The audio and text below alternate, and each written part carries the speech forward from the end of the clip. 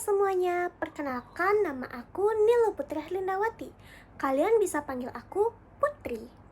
Jadi hari ini aku mau bahas mengenai hal yang sering banget kita dengar tapi jarang banget kita pikirin. Itu adalah keanekaragaman hayati atau biodiversitas. Sebenarnya keanekaragaman hayati atau biodiversitas itu apa sih? Jadi, keanekaragaman hayati atau biodiversitas adalah ragam makhluk hidup yang meliputi variasi gen, spesies, dan ekosistem yang ada di lingkungan tertentu. Yang pertama, ada tingkat gen. Keanekaragaman tingkat gen terjadi karena adanya perbedaan sifat dalam satu jenis makhluk hidup. Misalnya, pada bunga mawar terdapat warna merah, putih, dan orange.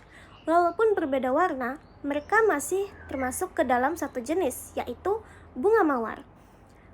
Perbedaan gen ini membuat setiap individu memiliki ciri unik.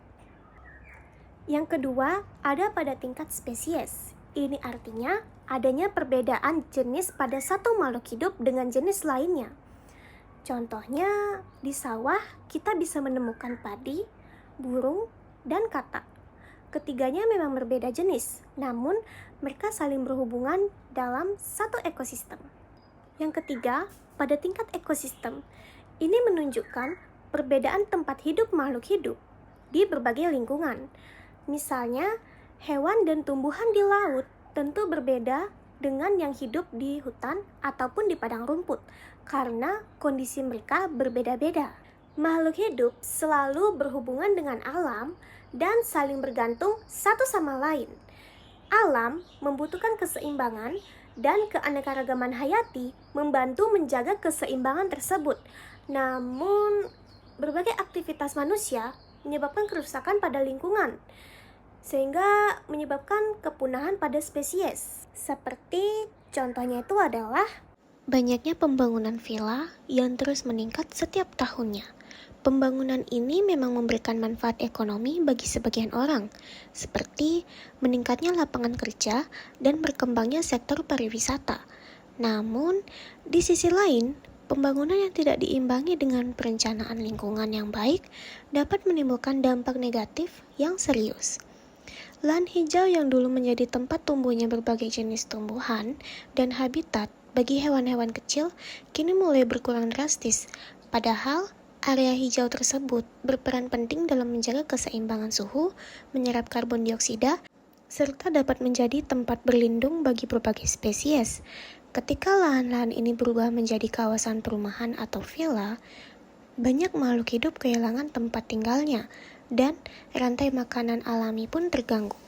Selain itu, masih banyak masyarakat yang belum memiliki kesadaran untuk membuang sampah pada tempatnya. Sampah-sampah yang dibuang sembarangan ke sungai atau selokan sering menyebabkan banjir dan mencemari air tanah. Bahkan, ketika sampah dibakar, asap yang dihasilkan dapat mencemari udara dan berdampak pada kesehatan manusia maupun hewan. Kondisi ini membuat kualitas lingkungan menurun, udara terasa panas, dan keseimbangan ekosistem mulai terganggu. Jika hal ini terus dibiarkan, keanekaragaman hayati di wilayah tersebut akan semakin berkurang karena banyak makhluk hidup kehilangan habitat alaminya. Dalam jangka panjang, dampaknya tidak hanya dirasakan oleh hewan atau tumbuhan saja, tetapi juga oleh manusia yang hidup di sekitarnya, karena kita semua bergantung pada alam untuk bertahan hidup. Tapi aku tahu, tidak semua orang bisa langsung melakukan hal yang besar untuk menyelamatkan lingkungan. Untuk itu, kita bisa mulai dari hal-hal yang kecil. Misalnya dimulai dari tidak membuang sampah sembarangan, menggunakan air secukupnya, kemudian menanam tanaman di sekitaran rumah, dan mendukung kegiatan peduli lingkungan. Hal-hal kecil seperti itu memang terlihat sepele, namun jika kita melakukan secara bersama-sama, maka akan berdampak besar bagi lingkungan kita. Jadi intinya, menjaga keanekaragaman hayati bukan hanya tugas pemerintah dan aktivis lingkungan saja, tapi tanggung jawab kita semua. Karena kalau bukan kita yang mulai, siapa lagi? Sekian video dari aku. Semoga video ini bisa membuat teman-teman lebih peduli dengan lingkungan sekitar. Terima kasih sudah menonton.